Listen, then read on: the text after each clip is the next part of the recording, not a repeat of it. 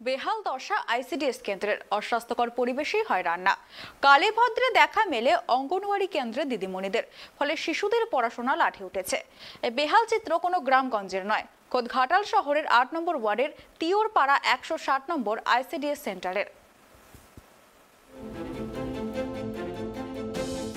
নেই মাথার ওপর ছাদ, নদীর গ্রাসে চলে গেছে অধিকাংশ মাটি। হাঁটু সমান ঘাসে ঢাকা জঙ্গলের মধ্যে শতচ্ছিন্ন এক ফালি ত্রিপল খাটিয়ে কোনো রকমে চলে ছোট ছোট শিশুদের খাবার রান্নার কাজ। কালে ভদ্রে দেখা মেলে অঙ্গনওয়াড়ির কেন্দ্রের দিদিমণির, ফলে শিশুদের পড়াশোনা লাটে উঠেছে। এই বেহাল চিত্র কোনো গ্রামগঞ্জের নয়, খোদ ঘাটাল শহরের ৮ নম্বর ওয়ার্ডের তিওরপাড়া ১৬০ নম্বর আইসিডিএস সেন্টারের। স্থানীয়দের অভিযোগ, পর্যাপ্ত সরকারি জমি থাকা সত্ত্বেও দীর্ঘদিন ধরেই বেহাল অবস্থায় পড়ে রয়েছে ওই অঙ্গনওয়াড়ি কেন্দ্রটি।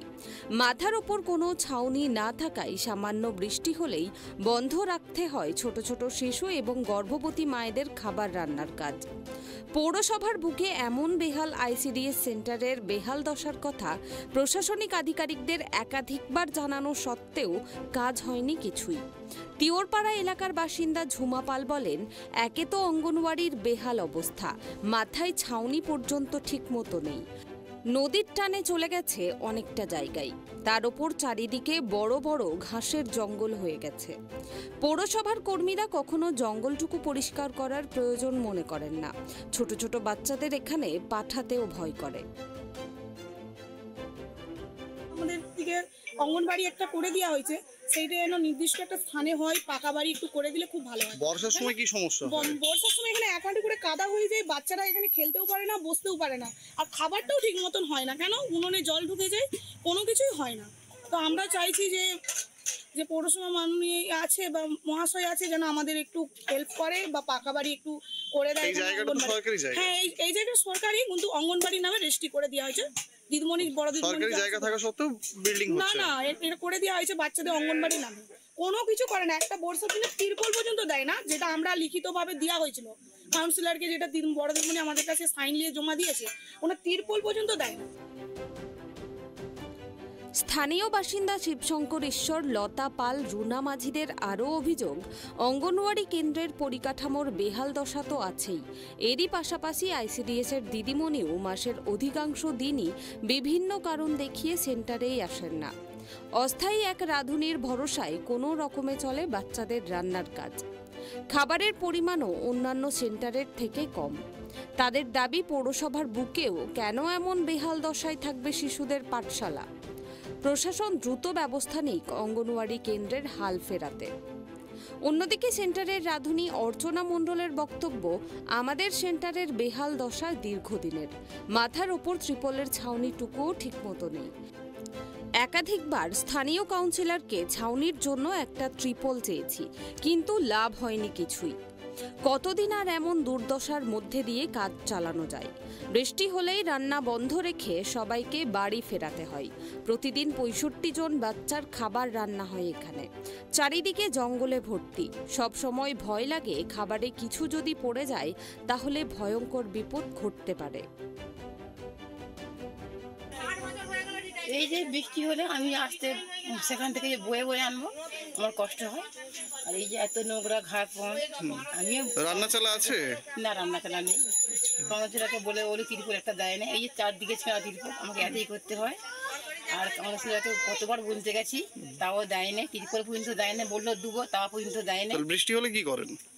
বেশি বৃষ্টি হলে বন্ধ থাকে। আমি সেখান থেকে ভিজে ভিজে একদিন করেছিলাম বই, শরীর খারাপ করে গেলে আমার, আমি সেখানে আছি না। কতজন বাচ্চা আছে এখানে? এখানে ওই তো আপনাকে বললাম না, প্রথমে ৬০ জন, ৬২ জন ডিম, আর এই গর্ভবতী মা ৯টা বন্য।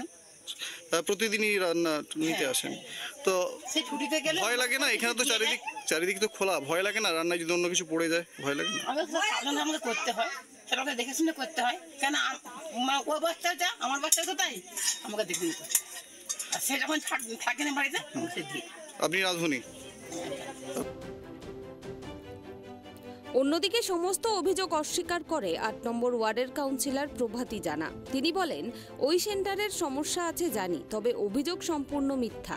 আমি ৫টিরও বেশি ত্রিপল দিয়েছি ওই সেন্টারের জন্য। আমার ক্ষমতা সীমিত, তবে চেষ্টা করব প্রশাসনের ঊর্ধ্বতন কর্তৃপক্ষের কাছে এই বিষয়টি বারে বারে তুলে ধরার।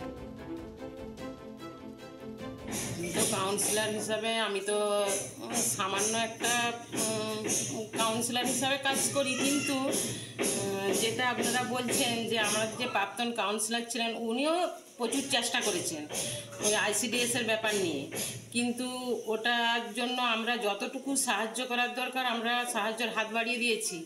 কিন্তু তিরপলের কথা যে ওনারা বলছেন, আমরা তিরপল একটা কেন আমরা 4টা তিরপল দিয়েছি, কিন্তু ওনারা যখন যেটা বলছে আমরা কিন্তু পৌরসভায় কমপ্লেন করছি। এবার পৌরসভা তো কাজটা উদ্যোগভাবে নেবেন করার জন্য, কিন্তু ওরা এবার যেটা চিন্তাধারা নেবেন কি আমাদের ওয়ার্ড কমিটিও প্রচুর চিন্তাধারা নিচ্ছে যে ওই আইসিডিএসটা কিভাবে বাড়ি করা যায়। ওর জন্য জায়গাটা তো প্রচুর সীমিত জায়গা, ওর মধ্যেই যাতে করে একটা ছোটোভাবেই হোক যেরকমভাবেই হোক একটা করার জন্য।